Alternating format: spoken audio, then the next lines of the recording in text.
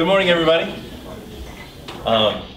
Looks like there's breakfast there, and they'll probably introduce that here in just a little bit. Really excited to have everybody here. It actually continued. This is our fourth week now, I believe, and for 1 million cups. And this is just an opportunity for entrepreneurs to pitch their ideas and get community feedback. This isn't hard line, but this is just great constructive criticism for these entrepreneurs and people looking to start their business. This morning we have Killing Tastebuds with Tony and Keith, and without much further ado, I'll give them the floor and let them have at it, and then we're going to have 20 minutes of questions and answers that come from you guys. Do I just click to get to the next slide? Yes, sir. All right, sounds good. All right. Ready? It's all you. All right. So people who are crazy enough to think they can change the world are usually the ones who do. So our goal, Been Killing Tastebuds, is to get into a food truck. Who are we? We're food anthropists. We are Been Killing Tastebuds. Our mission is to end hunger in Alaska. Before I dive into explaining what food entropy is, I'll show you the food. All right, so this is our sleeping lady.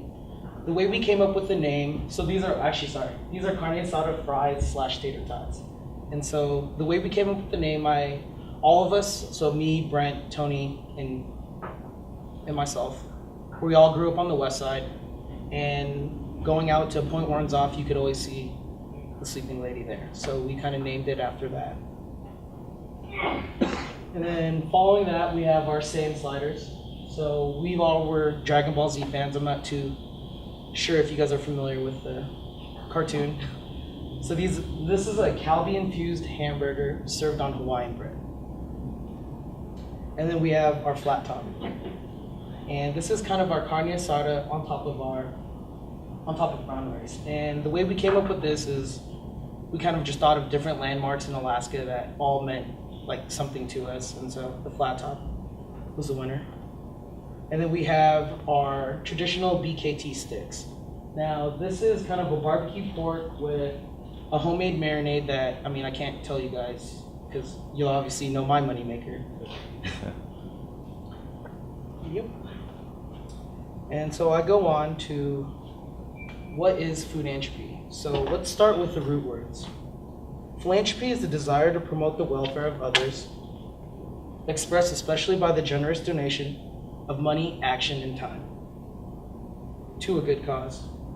And food is a necessity, a key to survival. So food entropy is a term where we sell food and practice philanthropy to end hunger in the world. And kind of how it works. So right now our business model is we actually allocate 20% of our profits towards a nonprofit. And so right now we actually sponsor the Children's Lunchbox program by Beans Cafe. And instead of having a traditional tip jar, just like food trucks, food vendors do, we have a donation bucket. That way increasing revenue for the program. And then we also have a designated program called Feed Everybody. This is where we take the leftover food from our food stand and we give it out. We drive all around Anchorage and give it to people who want to eat. So we traditionally aim towards, the less fortunate, but any walk around the street, we'll just be like, hey, food? They're usually like, all right. And back to our goal. And that's all I have. All right. Excellent. So at this point, we kind of open it up to questions and shoot and fire, and this is all about constructive criticism. And glad to hear your answers. All right, you guys mind if I take a seat? I feel more equal when I sit down as opposed to, I know it's kind of different style. So what do you need to get into business? So right now we're actually looking at trying to develop the plan itself. So work on the philanthropic part as opposed to the actual business itself. So we're kind of just seeking probably mentorship and funds when it gets to that stage. It's. Do you have enough capital to buy a truck and Um, supplies? Well, we're probably going to align with some investors and just probably go from there and offer maybe a stake in the company or just depending. I've heard that Elmendorf, they have some fast food places outside the commissary, and that there's an opening there. Have you talked to Elmendorf about getting on the base? And that's like a wall of people getting to.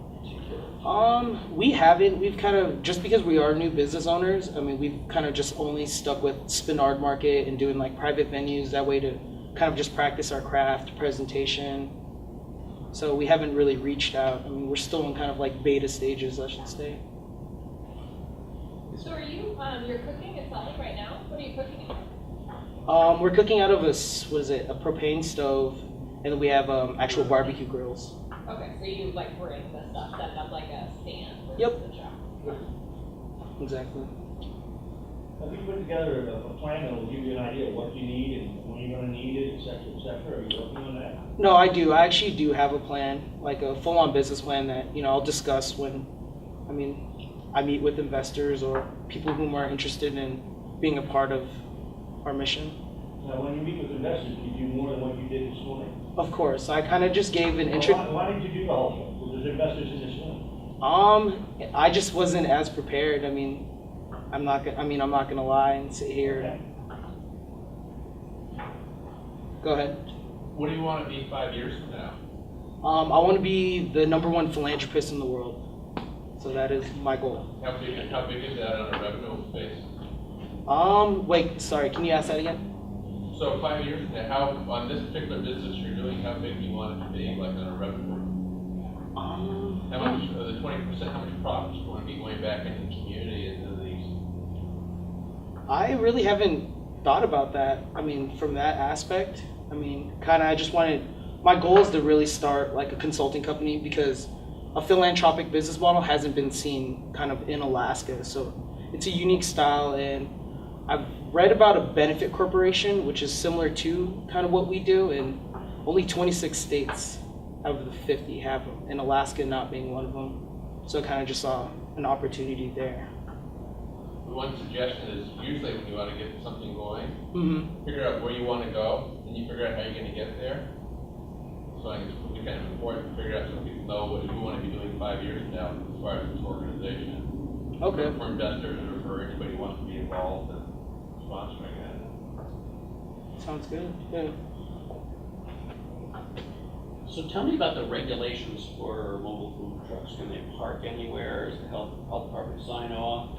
Are there like barriers to entry from this? Tell me, as you think about why people are going to buy food from your truck and not another. Tell me, are you going to be lower prices, better food? How do you think of your market? I think of the market as we own. If we were to do this, we obviously own a one-sided market. Just due to the fact that no other food truck really, it's just greed. Every food truck kind of doesn't, do anything to help the community. And so I see it as opportunity, people helping people, something so common, but everyone, it's failure yet to do. If we were to lend both our hands out, we'd have, twice as much help than we do people. So I just really think the marketing appeal behind the nonprofit really would stick out. So you think you'll have a lot of customers because your food will be equally good and better value, and people will prefer your truck because you're giving 20% back to the community? Correct. I think that's one part of the spectrum, as well as bringing foods that are foreign to Alaska. So foods that are only seen, like popular street foods in the lower 48, that have yet to hit Alaska. Because I've looked at different kind of food truck vendors, and I've seen they have like a pretty standard basic menu. There's nothing like too spectacular, I should say. Keith, I think it's good to build social enterprise. I think you're right that more private entities need to look towards the social good as well. I would encourage you to consider this a business first, though, and really focus. It's not greedy to make a profit, because the higher your profit is, The more successful your business is, correct. Yeah, and the more sustainable it is. So, it's fine to have this as your mission.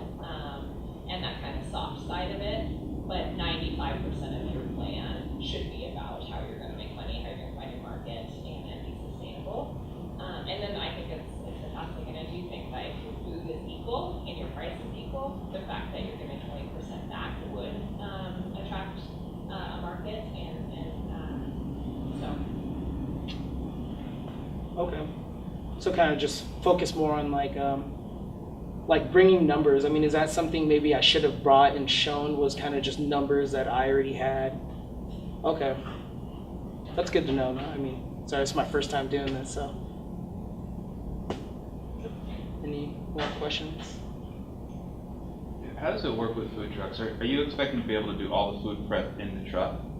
Or are you going to need another facility? I assume you can't do that out of your house. You can't shop you vegetables can't. in your house. What are the rules about that, and how does it work with other food trucks? So what I've heard from other food trucks is they actually like rent out or lease out a commercial kitchen, and they'll probably do it like on the off hours, so they'll like prep night before, and then they Do load those it into the exist in food truck. Anchorage? Are there kitchens that are kind of for hire after hours? Yeah, actually, like any restaurant that has a kitchen, you're able to negotiate with after hours. It's really just on the owner's choice. So you might have from 6 a.m. to 9 a.m. or something like that? Yeah, or Access to the even kitchen something before you like take the 10. truck out? Yeah, even like 10 p.m. night before, because we like to let our food kind of sit in the marinade. That way the juices are there and you could really taste it. And is there, I mean, I know those kitchens are subject to health inspections and things like that. Is that something you get to piggyback on, or is there another level of licensing that the city needs to give you to be able to do something like that? The only thing so we actually did one at Guadalupe. We rented out their facility, and the way we've done it is the municipality pretty much just double checks that they have a permit saying it's okay. And so their permit carries on to ours. And so we just really pay an insurance fee, or unless we have insurance. You talk a little bit about, a little bit more about your team that you guys put together for food truck.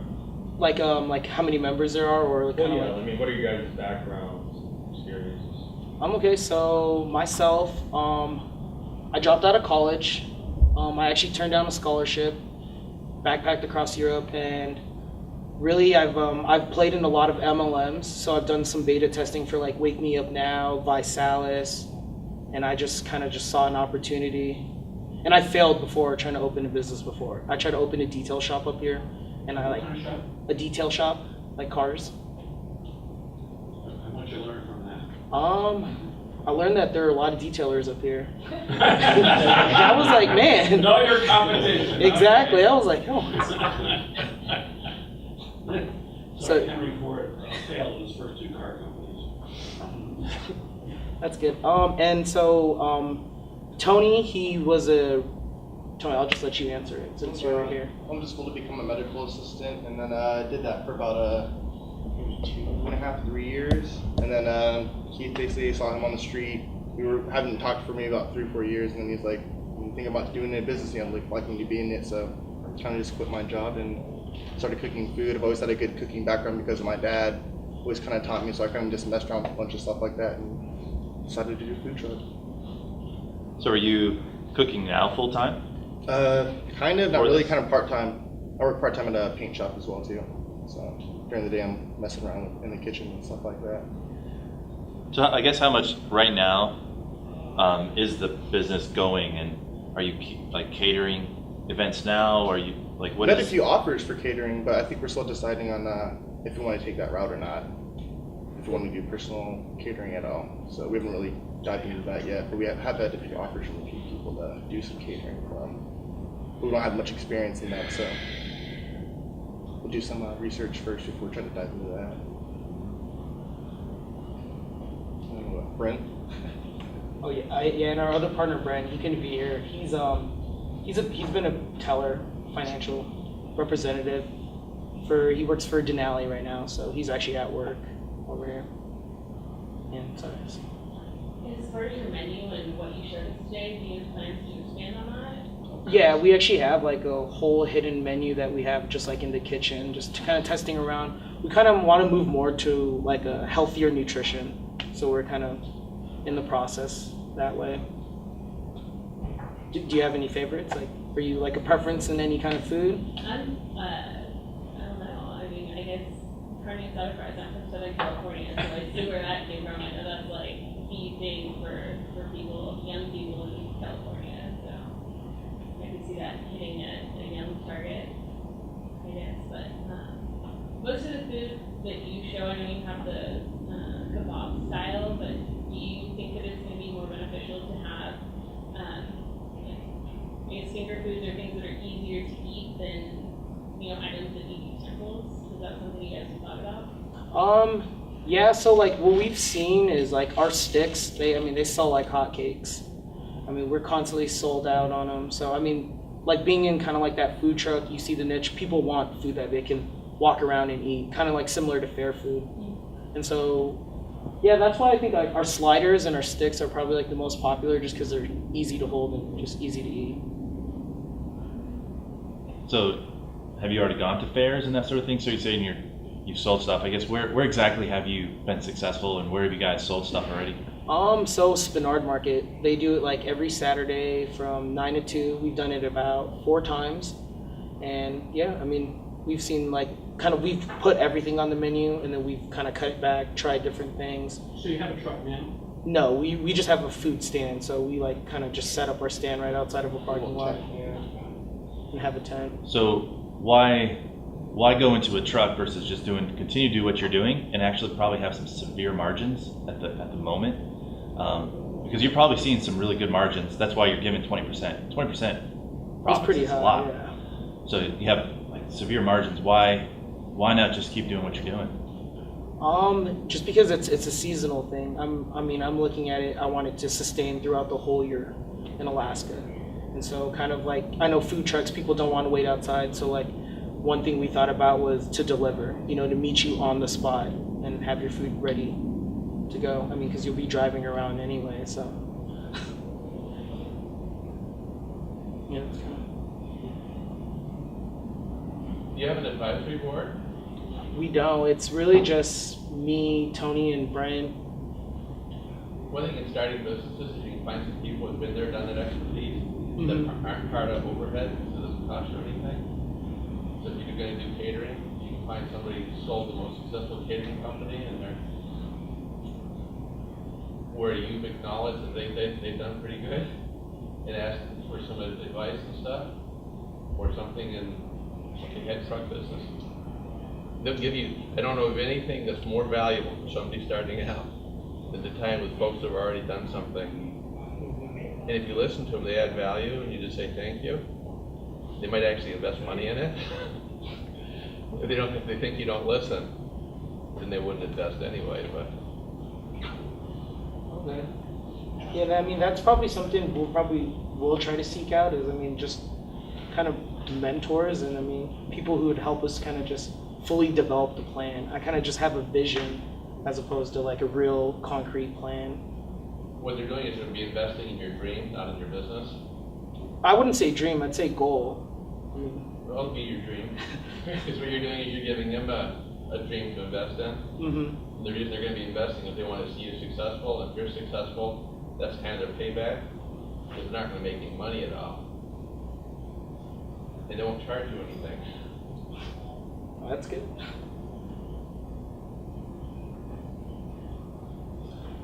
How did you decide on 20% as the philanthropy component? We kind of just broke down how much it cost per item, and we kind of just decided on 20%. I feel like 20% is plenty of enough to help end. I just have like such a passion, for helping people. So. Do you think that's enough to get the attention of customers, though? I do, because can you name another restaurant that does the same thing? Not a restaurant, but when I think about philanthropic food organizations, I think of Paul Newman, who gives 100%. Now, 100% gets attention. Exactly. I'm not saying that you need to do that, but 20% might be in no man's land, is what I'm saying. It seems a little bit, it might tie your hands a little bit without actually getting anybody's attention. At least that's what it looks like to me. Okay. Equivalent to 20% Correct. of their margins. And so you might be able to think about, well, how else could we give back to the community to demonstrate that we're a socially responsible business? What if we worked with other food trucks to sponsor Children's Lunchbox? What if we gave our overage back to Beans Cafe? What if we cooked for Beans Cafe once a week on us? That all demonstrates that you're socially responsible, but you don't have to give up as much profit. And I I guarantee that once you're 6 to 14 months in, you're gonna want every dollar you got. Just a thought. Okay. Go ahead. Did you have a target charity in mind? Because I heard your idea of, kind of driving around and handing out food, and I'll take free food, but I really don't need it, so. Like target charity as in like, Well, who do you want your 20% to go to?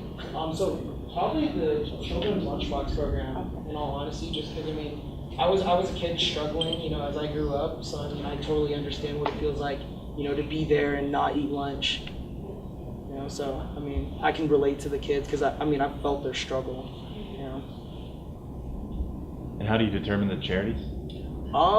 Kind of just similar missions, or really just kind of what causes need help the most. I think is how we'll distinguish it at the time. So probably like 30 days out, we might do like a change up in charity. But we'd like to just kind of stay with Beans Cafe because they've just shown us the remarkable amount of support. Do you hope to have more, expand your business to a certain number of trucks in the city, or what do you think is sustainable? So that's where I want this truck to happen. That way it can kind of revolutionize a consulting company. That way I can teach other food truck or other businesses how to adapt this philanthropic style while still turning a profit. And so that's kind of like my ultimate goal right there.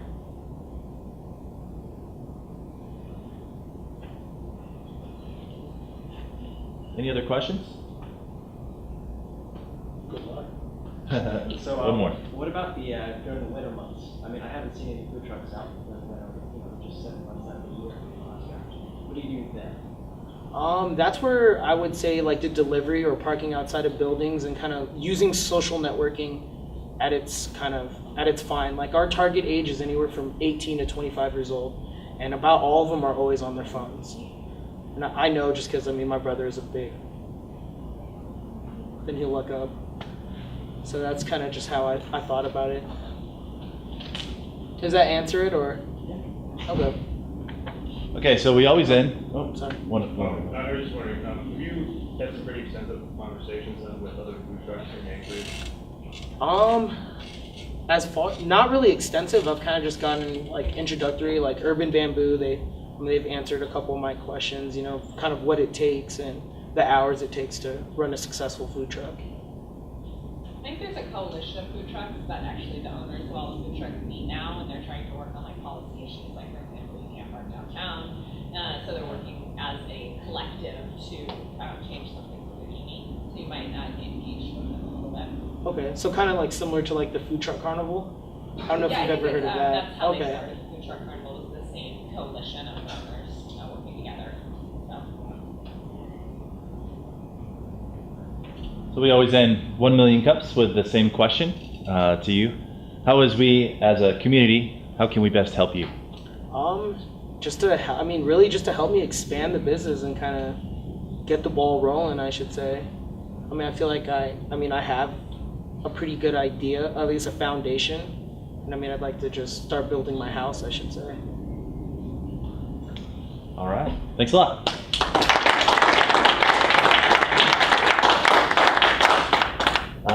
So 1 million cups, we meet every Wednesday from 9 to 10, and we have anywhere from 1 to 2 entrepreneurs pitch their ideas and get community help.